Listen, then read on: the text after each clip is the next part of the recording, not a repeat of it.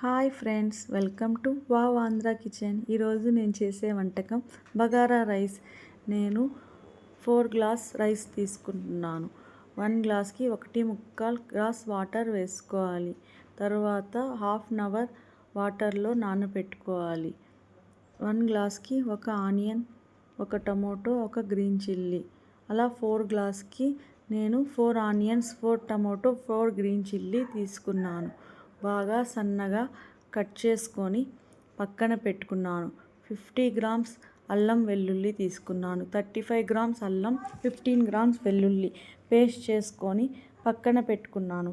ఇప్పుడు stove on చేసుకొని కడాయి పెట్టుకోవాలి. కడాయి హీట్ అయిన తర్వాత ఆయిల్ వేసుకొని, ఆయిల్ బాగా హీట్ అయిన తర్వాత బిర్యానీ వస్తువుల్ని ఆయిల్లో వేసుకోవాలి. బాగా ఫ్రై అయిన తర్వాత ఆనియన్, గ్రీన్ చిల్లీని వేసుకోవాలి. వేసుకున్న తర్వాత బాగా రెడ్డిష్ కలర్ వచ్చే వరకు ఆనియన్ని ఫ్రై చేయాలి. చేసిన తర్వాత మనం అల్లం వెల్లుల్లి పేస్ట్ని తీసుకొని దాంట్లో వేసుకోవాలి.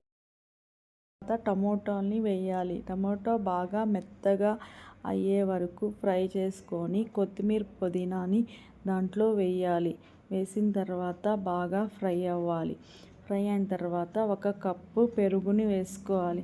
వేసుకొని బాగా ఫ్రై ఆయిల్ పైకి వచ్చే వరకు ఫ్రై చేయాలి. ఇప్పుడు మనం తగినంత నీళ్ళని దాంట్లో వేసుకోవాలి.